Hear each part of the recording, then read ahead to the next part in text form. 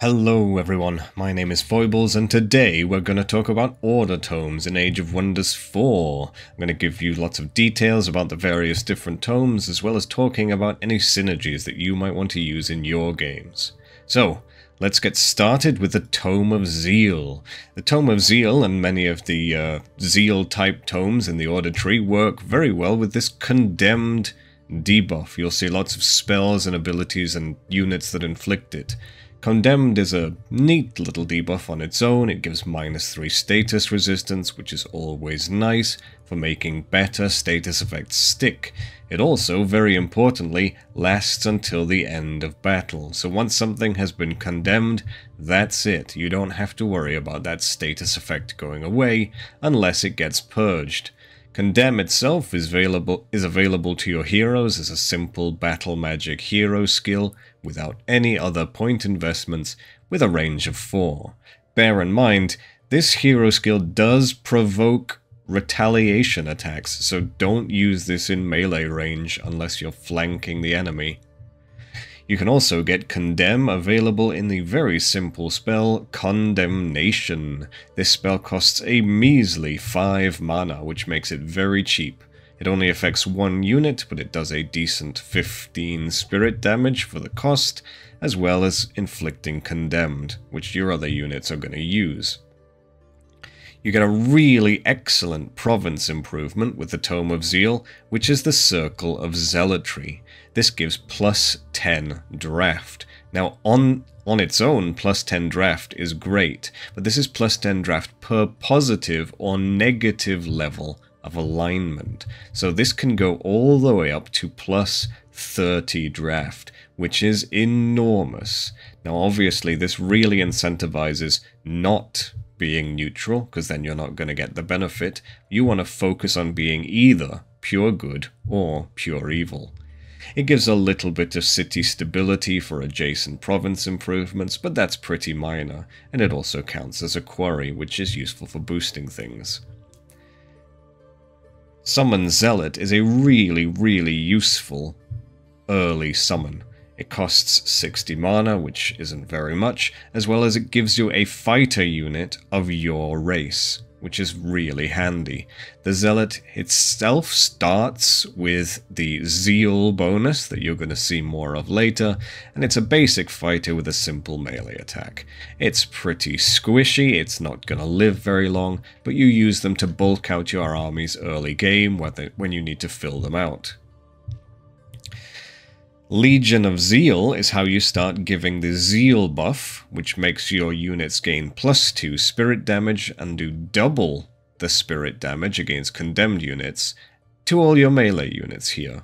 The amount of value you're going to get out of Legion of Zeal really depends on your army composition. At the end of the day, if you're going very archer heavy, Legion of Zeal itself isn't going to do a lot for you. But if you're going melee heavy, its value is much higher. At the end of the day, you always want all your units to have the Zeal buff if you're going heavily into those tomes in order.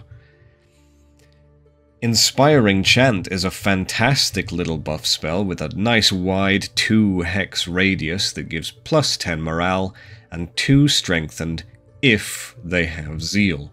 So again, you really want to put Zeal on as many units as you can with all the buffs you'll get in this tome and later tomes to get that 20% damage buff. +10 morale on its own isn't huge, but it's a nice bonus, and you can use this combined with other morale buffs to get yourself up to that +20 you need from neutral morale to start getting +20% crit. Reveler's Heart in the Tome of Revelry makes this +15. You can also combine this with things like Feudal Culture's Bannermen, who can provide a, I believe, +10 morale buff to get that +20 crit straight away. So there's a lot of ways to combine this with Tome of Revelry and other morale buffs to start boosting your critical hit chance. Fanatical Workforce is an interesting little city spell. For 3 turns, the target city gains +60 production at the cost of 20 food. That is massive. Plus 60 is huge. When you start building your cities, founding your first, second, third cities, you really want to start casting this on them straight away. The loss of food is not really a big deal. Plus 60 production in the early game is going to easily more than double what your city can produce. Later on, of course, plus 60 isn't that big of a deal, but it's still, this is a big amount of production. This really starts helping you get other buildings out much quicker. Say, for example, you want to build a granary. Well, a granary gives you extra food. Building that faster is going to help counteract some of this food loss. You can build shrines for mana. You can build blacksmiths for draft. This is a really great spell. Our second tome is the Tome of Faith, and this is a great little tome that you could essentially put on basically any army and you will get some good use out of it. Your province improvement is the Abbey, which gives plus 10 knowledge and plus 3 knowledge for adjacent farms. Now, research is a very, very high value resource, and it's often very difficult to get, especially in the early game. So this Abbey, being able to plonk it down, get loads of knowledge, extra knowledge for farms nearby, fantastic. It's cheap, you should always be building these when you have the chance. The status protection buff for friendly armies, you can make use of that if you feel the need, but you probably won't see much use out of it. One of the first buffs you can get in the Tome of Faith, and one of the most useful, is Staffs of Mending. First of all, this gives your support units Faithful, which reduces their upkeep. Not bad. It's not a huge upkeep reduction, but every little bit counts. But most importantly, it gives all support units Mending Touch. This is a free action. It is in touch range, but for a free action, it heals the target 15 temporary hit points. That's not a huge heal, but it's a heal.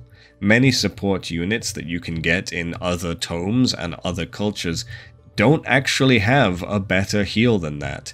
And even if they do have a good heal, having an extra heal is always a huge bonus. This Mending Touch is also available to your heroes if you want to invest a little bit into support skills, maybe make a support hero. Can be very useful in, say, Dark Culture, which doesn't have access to support units already, and you're quite incentivized to make a support hero, pick up a little healing. Always good to have. It actually gives you a support unit in the form of the Chaplain, and this is a very solid healing support unit. He's tier 2, he's built in a city, he has a Spirit Blast attack, and he has Healing Prayer.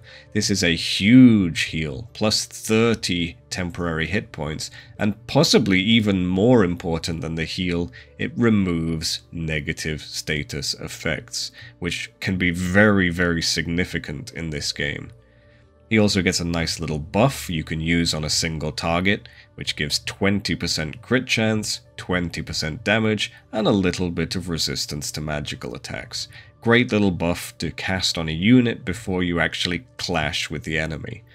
And if you get Staves of Mending, the Chaplain will also get Mending Touch, which means he has 2 heals. Very nice. You also get another heal in the form of Army Heal. This is a world spell. It costs 60 mana per default, and it heals every unit in the target army for 20 hit points. This is a great spell out of the box. If you're in friendly territory, you're going to heal up relatively quickly. But if you're in neutral territory, you'll heal up very slowly. And if you're in enemy territory, you won't heal at all.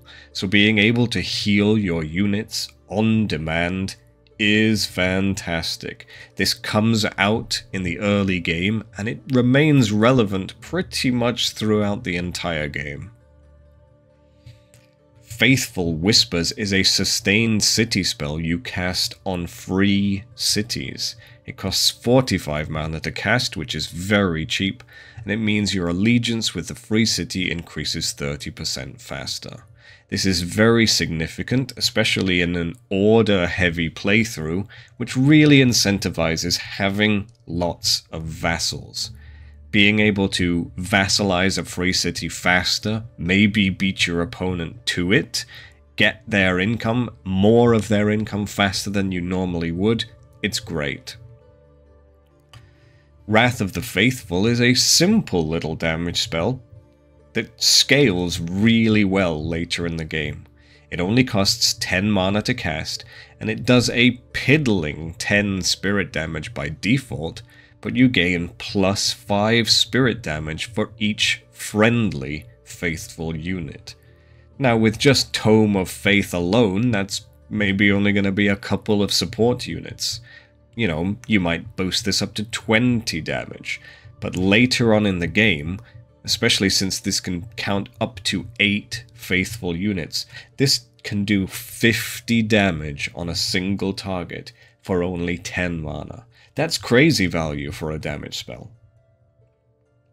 Once you start getting later buffs to turn more units faithful in more of these order tomes, the damage really stacks up.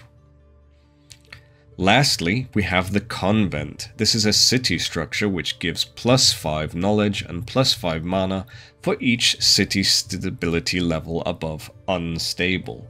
This is a great building because both knowledge and mana are very high value resources that are usually a little bit more difficult to get than other resources. Of course, if you're in dark culture and you don't care about stability and your stability in your cities is going to drop, you probably don't want this. But otherwise, for every other culture, this building is fantastic. Our first Tier 2 tome, and the second in the Faithful line of tomes, is Tome of the Beacon. What a great little tome it is. First of all, you start with Champion of the Faithful, which is a hero skill. It does require a good investment into the support tree, but it means your faithful units gain +20 morale at the start of the battle. It doesn't work on heroes, but that doesn't matter. +20 morale is going to put all your units into a high morale state from the beginning of the battle. That's huge. That means that from the very beginning, they get +20% crit chance. This means there's an awful lot of synergies you can pull off with this hero skill and any other crit build. You can combine this with the Tome of Revelry and get Reveler's Triumph to pick up +20% crit damage. You can combine this with Artisan Armaments and get +30% crit chance. It's huge. Extra crit is always good, and you certainly won't be losing much morale with some of these tomes. Our enchantment gives a lot of units faithful here. This is Mighty Meek. It gives all Tier 1 units faithful. They also get +1 spirit damage on attacks for each unit tier of the target. So +5 versus Tier 5 units. Though that's a very brave Tier 1 unit you might have fighting a Tier 5. That being said, this is an early game way of getting lots more faithful units onto the battlefield, which is going to work with your Champion of the Faithful, it's going to work with your Wrath of the Faithful ability, and it helps you pump out much more Tier 1 units. You can also combine this very well with the Tome of the Horde. You know, Spawnkin from the Tome of the Horde, making your units do more damage, as well as the hero skill there, making Tier 1 units do even more damage, so you can pump out huge armies of cheap Tier 1 units with extra damage, extra crit, that just destroy everything. You get access to a great summon spell in Summon Lightbringer, which is a battle mage that uses spirit bolts for spirit damage. Now the Lightbringer itself is a floating, weird, celestial skullfish thing, and it has access to the Convert ability, which is a mind control. Mind controls are always great because they're 2 unit swings, one less for the enemy, one more for you. The great thing about this is, even if it doesn't work, the enemy gets weakened, so you can roll the dice, target a high tier enemy unit that maybe has less chance of being controlled, and even if it doesn't work, that enemy is weaker. You can also make use of lots of condemned status effects from the other tome to lower their status resistance and give yourself a higher chance of convert sticking. Really nice. Conjure Divine Beacon is a weird little spell which summons a divine beacon, a static structure, onto the battlefield. This thing, when you cast it and every turn, heals all the units around it for 5 hit points and plus 5 morale. The 2 hex radius is nice, but it's only around the beacon itself, and these bonuses, they really aren't huge. It's a very small heal, it's a very small morale buff. The benefits themselves, especially if you cast them on a lot of units, really do stack up, but it's very difficult to get a lot of value out of this. It costs 30 mana to cast. You've got plenty of other spells you'd probably rather be casting, which means while the spell is okay, the competition for that one spell a turn you can cast is very high, especially in a set of tomes that give you plenty of heals and plenty of morale buffs already. You really won't be relying on this at all. Covenant of the Faith is a sustained city spell that, again, you cast on your vassals. So you can use this on a vassal city, not just a free city, but it will probably be a lot of free cities. Units recruited through Rally of the Lieges from the target vassal have Faithful. Again, you have a lot of ways to synergize Faithful with other order tomes. The vassal city also grants you plus 5 Imperium each turn. Wow. Imperium is one of the most important resources in this game, especially early game. You want as much Imperium as you can get your hands on, and normally there aren't many ways to boost it. You can conquer wonders, you can build your wizard tower, and there's a couple of cultural traits that help you get a little bit more Imperium, but this can really boost that Imperium income. It is very important to cast this on all the vassals you have, and again, the Order Empire development trees and Order tomes all have lots of bonuses to your vassals. This is not one of the best bonuses to vassals. Blessed Reinforcements. Target vassal free city gains 2 blessed souls under their control.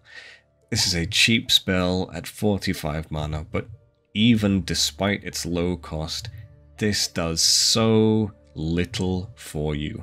Right now, vassals are not exactly very reliable at either defending themselves from actual players or for supporting you in combat. So just throwing an extra couple of units at them, it's very rarely worth using, unfortunately. Our Tier 2 Zeal tome is the Tome of the Inquisition. Now you start off by being able to give your heroes Zeal in the Warfare tree.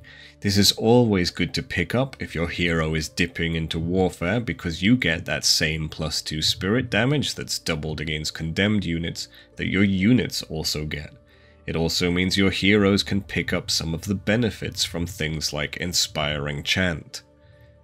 The Tithe Collector, your province improvement, is a nice little early province improvement. +10 gold is a good little chunk of gold early game, and you get +2 for adjacent farms and foresters. In the early game, you want plenty of these for boosts to help build your cities faster, so you can really rake in some extra gold, and it's cheap to build. One of the real selling points of this tome is the Inquisitor. It is a skirmish unit, a Tier 3 skirmish unit. I really love skirmishers. I think they're incredibly powerful and incredibly versatile. They benefit from buffs to melee units and ranged units. They get swift and slippery so they can dodge in and out of combat, and this one especially can inflict condemned and stunned. He is definitely one of the best skirmishers. The real selling point of this guy is his Bolt of Judgment. His ranged attack is a crossbow with a very high chance of stunning the enemy. and you can use the condemned ability or condemned spells to make sure this stun has a very high chance of going off. It is on a cooldown, but regardless, this gives this guy so much ability to shut down dangerous enemies. His own melee hits are respectable and can inflict condemned on the enemy, which can increase his own damage as well as the damage of the rest of your army with Zeal. Speaking of Zeal, you get Inquisitor's Zeal in this tome, which grants ranged units Zeal, and they also get plus 10% accuracy on their ranged attacks. Always good to pick up if you're dipping heavy into Zeal and Condemn effects. Mass Condemnation is a wonderful little spell. It's cheap at only 15 mana, and it's great for lining up status effect AoEs or spells using Overchannel. You can cast Mass Condemnation, pop an Overchannel on your Wizard King, and then pop a spell which has a chance of rolling status effects to try and make that spell stick. It does a respectable 10 spirit damage, that's nothing to write home about, but it condemns all the enemies, and at this point that means both your ranged and melee units are going to be doing extra damage. Burden of Guilt is a very interesting world spell to use on enemy armies. It does a okay amount of spirit damage, but they lose half their move points. The damage itself is nice, but this is a unique effect. I don't think there are any other ways to affect the enemy army move points. This means if you've got enemy armies running around, if you're chasing them down, you can catch up to them. And it also means if they're chasing you down, you can stop them from catching up to you. The Tribunal is a city building. It offers you plus 20 city stability, which is a good chunk, and plus 1 knowledge per population. Knowledge, as I mentioned already, is a very, very valuable resource. You want to be stacking as much knowledge as you can. This obviously has bigger effects the larger your city is, but regardless, even in a small city with just 5 pop, this is worth building for the stability and the knowledge. The first tier 3 tome we're going to look at, the Tome of Subjugation, is a really interesting one. It specializes in lowering enemy morale and conquering cities, and it really specializes in lowering enemy morale. What this means is if you want to get best use out of this, you actually want to be thinking about synergizing it with the Shadow Tome, Tome of the Doom Herald, which also has lots of effects that lower enemy morale and exploit that low morale. So really think, if you're going to take Subjugation, you should have taken Doom Herald already to make best use out of it. Subjugation itself, first of all, has 2 interesting effects in Intimidating and Terrifying Aura. Intimidating Aura is granted to all your melee units, which has a chance of reducing the morale of nearby enemies. It's a pretty high chance at 90%, but it doesn't affect tier 5 units and hero units. Terrifying Aura is a hero skill in the warfare tree, and this is the kind of thing that dragons get. This is a buffed up version of the Intimidating Aura that is guaranteed to stick to any enemy for -5 morale as long as they're not immune to morale loss. You get a really interesting and powerful tier 4 shock unit in the Tyrant Knight. This is a shock unit with a heavy charge. If you don't otherwise have access to a shock unit, this is one of the best available to you because it's got very quick movement, it's got a heavy charge, and that heavy charge has a high chance of lowering enemy morale even further. This guy already has the ability to lower morale. You can stack other morale lowering effects on top of that and make this guy really terrify all your enemies. If you've been going heavy into lowering the enemy morale with Doom Herald, Tyrant Knights and so on, your enemy's going to start routing, and when they do, then you whip out Final Ultimatum. You target a routing unit and it has a very high chance of becoming permanently mind-controlled.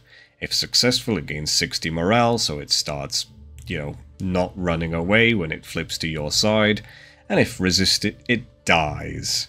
You can, of course, lower the enemy's status resistance to give this a better chance of sticking, and you can also combine it with the very interesting Devolve spell from the Tome of Nature's Wrath to make sure you can mind control units that otherwise wouldn't run away. Very nice. This is a permanent mind control, and it's the only spell at the moment in the game that permanently flips an enemy to your side, meaning you can keep them after the end of the battle. At 45 mana, it's not very expensive, so you can definitely make good use of this to pick up some powerful units, as well as, at the time I wrote this works on enemy heroes. You can mind control them, and they don't count against your own hero cap. Very nasty. Subjugating Raid is a weird little siege project. It's kind of unique. It costs nothing, and it adds nothing to your siege speed, but the besieged city loses 1 population and your closest owned city gains 1. Then, at the start of the battle, all enemy units have -10 morale, which is very good because it means you can combine it with your other morale lowering effects to make sure they all run away very quickly, and you can pinch some of them for your own. Now, this is really useful specifically if you plan on vassalizing the city instead of conquering it. If you're trying to conquer the city, you're really just swapping 1 population in 1 city for another. But if you're trying to vassalize it, well, that population is more valuable in your own cities than it is in your vassals' cities. So this is a good one to use if you can afford to use it. Of course, Order, again, has lots of bonuses to vassals, so you're really incentivized to have as many of them as possible. If you do decide to absorb a city of another race, you can then build the Baron's Palace, which gives a hefty 25 gold income and +10 city stability. But of course you can only build this in cities of another race, so think about whether it's worth absorbing the city or instead just trying to vassalize it. Our second tier 3 tome is the Tome of Sanctuary, and this one has some incredibly powerful benefits mixed in with a couple of duds. First of all, it gives you a province improvement, Sanctuary. This gives you +10 mana, and it counts as a conduit and has 2 incredible effects. First of all, province improvements cannot be pillaged while this province is intact. This is fantastic. The AI, especially at the minute, loves pillaging your province improvements, just splitting up all its armies into 1 stacks, running around and destroying everything you own. This is going to stop that as long as the enemy doesn't destroy the sanctuary. It also functions as a spell jammer, which means your enemy cannot use spells while this thing is intact. You can also build this alongside a second spell jammer, which is going to make it really difficult to stop you from jamming your enemy's spells. It makes fighting in your domain incredibly dangerous. Anointed People is your first little race transformation, and as race transformations go, this is a pretty solid one that's nothing special. +3 status resistance is just great around the board. It counteracts the effects of things like Condemned, as well as any sundering defenses and sundering resistances, and just makes it harder for the enemy to land negative status effects. Status effects in Age of Wonders 4 are very powerful. +3 spirit resistance is just nice to have. It's nothing special, but if you're coming up against another Order guy, that's great. Keeper's Mark is a really, really powerful unit enchantment.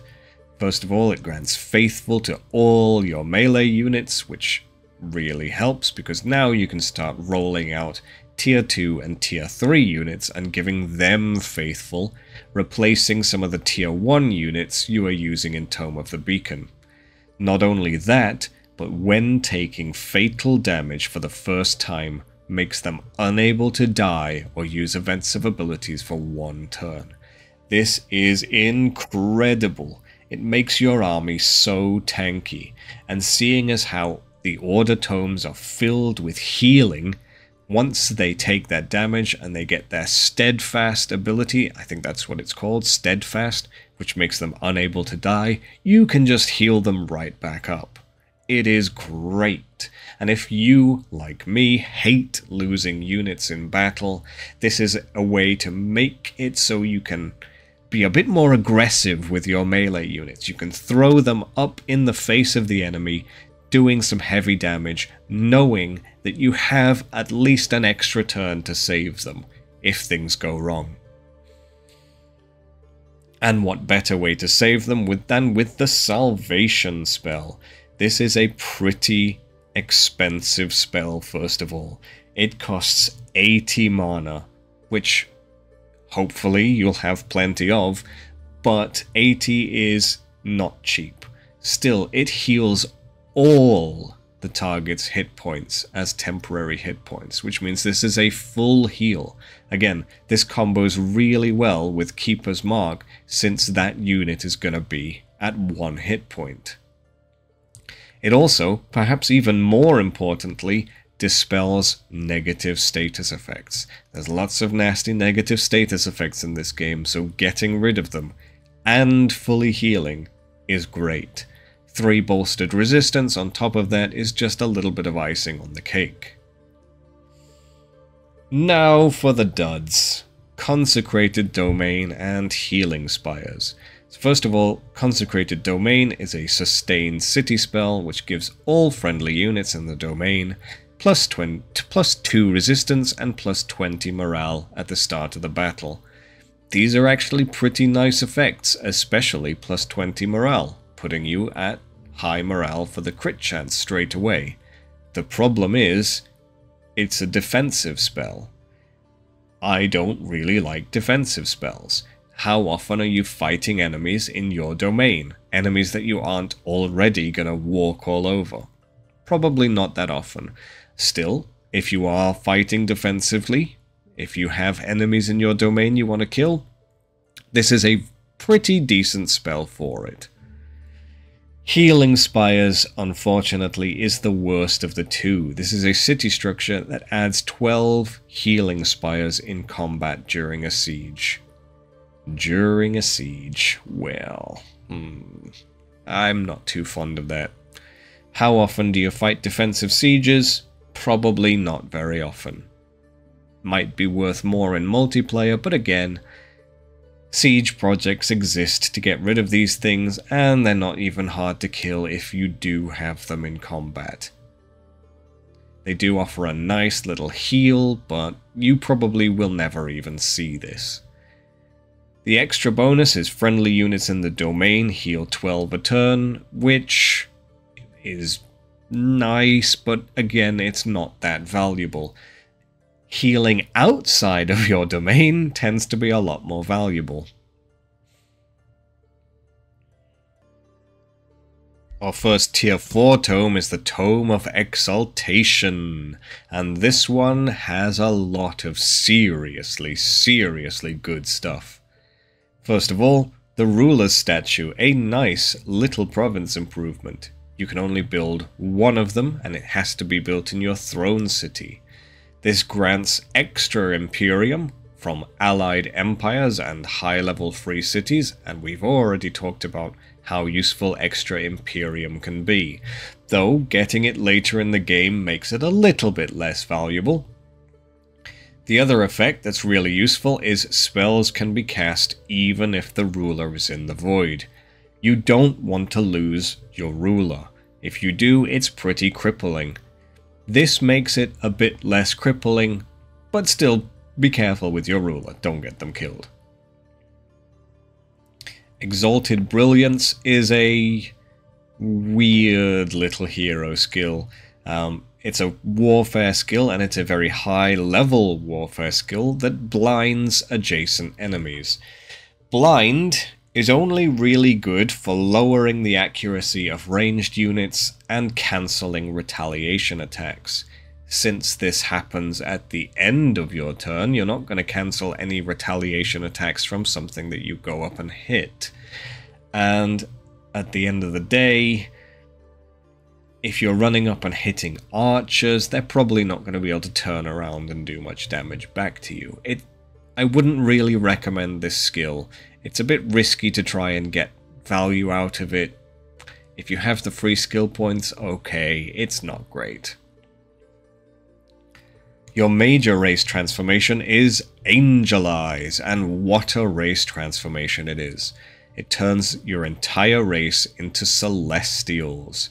First of all, the Celestial unit type gives a little bit of spirit resistance and some very hefty blight and frost weakness, -4 on both. Be very careful. If you're coming up against enemies who use primarily blight and primarily frost damage, you might want to reconsider this. This can really make your units take a lot of extra damage from these damage channels. If the enemy has primarily other types of damage and maybe a little bit of blight or frost on the side, it's probably not too bad. You also get control loss immunity. You cannot lose control via berserk or mind control. This is really busted if you combine it with Awaken Instincts from the Nature Tome, which gives all your action points back and makes at the cost of making you berserk. Well, you're immune to berserk, so enjoy an entire free turn of actions. Otherwise, it also gives you flying movement, which is fantastic. You can move through your own units and move through enemies in the combat map, and you also move a hell of a lot faster on the world map. You also get Faithful if you don't already have it, although by now most of your units will probably have it, but there's some high tier battle mages and high tier archers that might not. Overall, Angelize is a really, really good major race transformation. Just think carefully before you actually slap it on. Ascended Warriors is a really great world spell that you can cast on your armies. It costs 120 mana and it gives +1 rank to all non-hero units in that army. That is huge. The capstone Empire Development skill for the Order tree, called Knightly Orders, gives really strong buffs to all units that have a legendary rank. This means you can just print out massive armies of legendary rank soldiers, even if you've just been training them in your cities. It is utterly terrifying. You can also use this to evolve units that have an evolution, but be aware, if you cast this on a unit that evolves, it won't actually evolve when it gets the rank. For it to evolve on that turn, it has to be involved in a battle, and after the battle it will evolve, or on the next turn the unit will evolve. The Shrine of Smiting is a really frightening tier 5 unit, probably one of the scariest tier 5 units to come up against. It's a nuke, it's just a tactical nuke in the battlefield.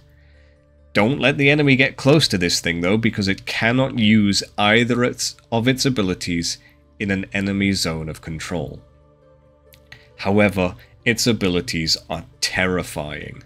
First of all, Smiting Prayer Blast does pretty significant base damage to a single target at range, but it deals extra damage for each friendly unit in battle. 4 extra damage for each friendly faithful unit, and by this point you can turn all your racial units faithful. And there is no cap to the damage you can gain from this. If you have 18 faithful units in a battle, this ability can just one-shot anything. It also gets a huge, huge damaging AoE in Divine Vengeance. This does very high spirit damage to all non-faithful units in a 2-hex radius. If your enemy units are faithful, that's really unfortunate, but this thing is still a monster.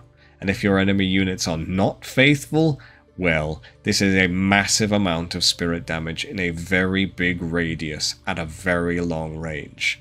The Shrine of Smiting is frightening. You also get access to Resurrect Unit. It cannot be overstated how good Resurrect Unit is. Ideally, you don't want to use this thing. It is expensive. It costs 150 mana, though hopefully by tier 4 you've got good mana income and you can afford to use it. What you really want to use this for is to get your most powerful units or heroes back if they die. The best thing about this spell is you can afford to use some units much more recklessly than you otherwise would, which can be really scary. You can take a hero with a big, massive axe, you can teleport that hero into the back lines of your enemies and start carving up their units, and inevitably the enemy will turn around and kill that hero. But you don't care, you can resurrect them. Just be careful, because there are ways to destroy corpses, such as eating the corpses, or if you're up against a player, or even a very lucky AI who doesn't realize what it's doing, if they stand on top of the corpse, you can't resurrect it.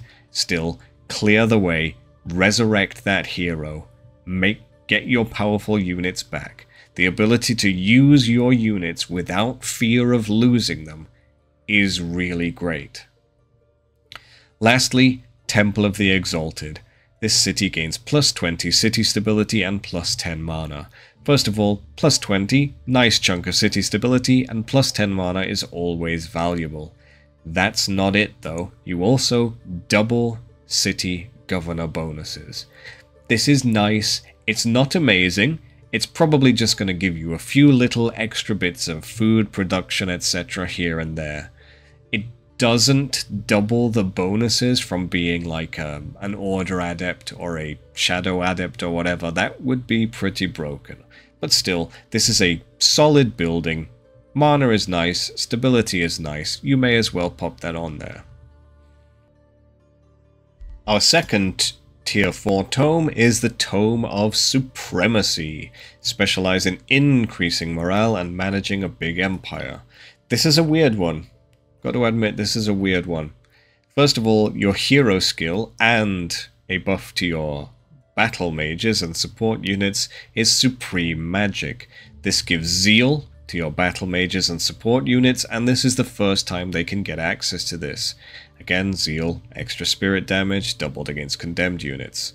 Supreme Magic also means when you kill a unit, it explodes, dealing 20 spirit damage to adjacent enemy units. If your enemy knows what's good for them, they won't clump up when you do this. It's also available, it's a high tier battle magic skill unlock, which again gives your hero the exploding benefit. This is a nice buff to your battle mages, but since it can be very readily countered by just not clumping up, it's probably not the best. The Monument of Supremacy is a pretty decent city structure. 30 is a huge amount of draft. I cannot overstate how much draft this is. Draft is fantastic for pumping out huge amounts of armies later on in the game, and by the time you're unlocking, say, your first tier 4 tomes, you're getting access to some powerful units you can build in cities that you probably want to fill your armies with, and this is a quick way to get them out. You also get plus 5 city stability per Monument of Supremacy built in your empire. Plus 5 isn't a huge amount, it does add up, but realistically you're not going to have more than 4 or 5 of these, so that's not huge. The Eagle Rider is a weird unit. It's really strange. It's a tier 4 shield unit, and it says it excels at increasing the morale of your units. First of all, having a flying shield unit is quite nice. It has slow movement for a flying unit. Well, that being said, many flying units don't actually have fast movement, but this gives it the same movement as most shield units, though it flies. Then again, if you angelize your units, they also fly.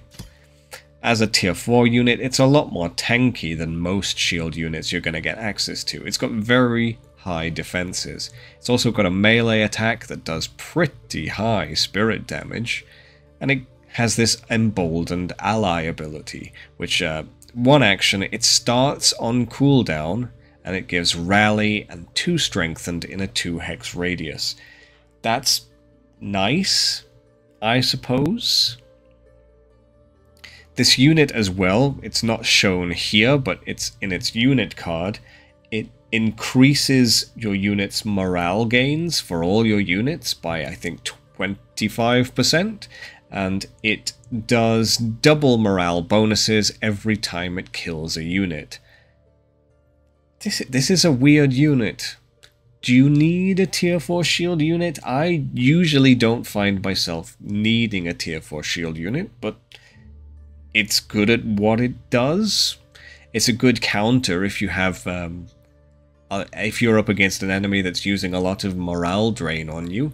The Eagle Rider can really help keep you topped up on morale. But otherwise, I'm not enamored with this one. Condemn Army is a world map spell you use on the enemy army, and it does a respectable 20 spirit damage, and it condemns the enemy army for 3 world map turns. Though you probably want to use this right away to take advantage of the damage you just dealt. It does cost 120 mana, so it's not unaffordable, and it will affect all 6 units in the enemy army, assuming they're a full stack. Then again, you do, by this point, probably have other ways to inflict condemned on the enemy army, with mass condemnation and the condemnation spell, so whether or not you actually need this, that's up to you.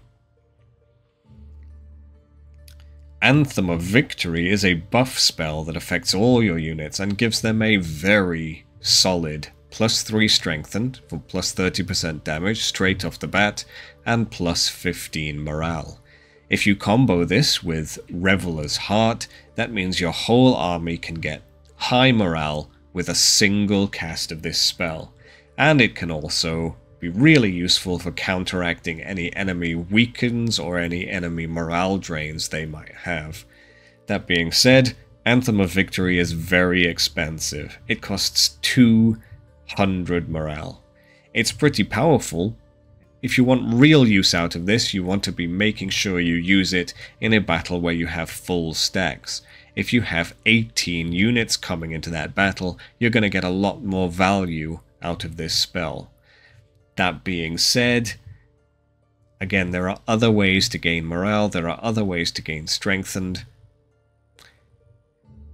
On the whole, the Tome of Supremacy feels a bit weak to me. Maybe that's just the way I'm seeing it. Maybe you have other opinions. If you do, please let me know in the comments below. But the Tome of Supremacy feels pretty underpowered compared to a lot of other tier 4 tomes, which have much more powerful effects. I mean, just look at Tome of Exaltation. You can turn your warriors into angels. You get a tactical nuke and you can bring them back from the dead. That's a bit more exciting than a guy who rides a bird. Anyway, never mind. Moving on to our tier 5 tome, the Tome of the God Emperor. Become a god to be worshipped. Normally, I do not actually mention the special affinity province improvements, but with Order especially, I would be a fool not to mention what the Heart of Order does for you. Specifically, this effect right here. Order debuff spells also remove all positive status effects. Now, Condemn and Mass Condemnation are classed as, let's have a look, damage debuff spells. Which means not only do they get the bonus damage, but they also remove positive status effects from your enemies. Buffs and debuffs in Age of Wonders 4 are hugely powerful. I keep saying that, but I'm going to keep saying it to hammer the point home. Cleansing all positive status effects from your enemy while condemning them, that is massive. The Heart of Order is probably one of the best special province improvements you can get just for this reason alone. This turns whole battles around. You also get a nice hero skill in Conjure Dome of Protection. This is a support hero skill. It's a one action. It affects 2 hex radius around your hero with a big, wide area heal of 30 hit points. And a nice little buff of defense, resistance, and status resistance for units with Zeal or Faithful. Of course, you probably don't really want to be using this if your enemy also has Zeal or Faithful, but you still get the heal. It's a very nice heal. It's a very nice protective buff. It's a solid hero skill. You definitely want to be taking this. Let's have a look at the actual spells you get access to, starting with Divine Protection. This is a world spell. It costs 200 mana, and it gives the friendly army Resurgence for 1 turn. Now, Resurgence means if the unit dies in combat, it's revived at the end of combat, with 50% of its maximum hit points. This is great for a couple of reasons. First of all, if you're going into a difficult auto-resolve battle and you really want to auto-resolve without losing anything, you can toss this on your army, press auto-resolve, win, and know that all your units are going to come right back. Nothing is going to die, you're not going to lose anything. Great for if you're trying to hang on to units with legend medals, which of course get bonuses from your Order Empire development. In general, Resurgence is just good. It combos well with Keeper's Mark from the Tome of Sanctuary. It makes your units a lot more likely to stick around after the end of a battle, as long as you win. That being said, one thing I want to point out is I thought it would be really fun to combine Keeper's Mark and Divine Protection with Sacrificial Slaughter from Tome of the Demon Gate, which kills your unit, exploding it and doing debuffs. Unfortunately, it seems the death effect that this spell, and presumably other spells with the death effect, goes right through Keeper's Mark and goes right through Resurgence and just straight up kills the unit. No ifs, no ands, no buts. No benefit from Resurgence, no benefit from Steadfast. So that's a little bit disappointing. That's one synergy which would have been really fun, which sadly we can't use.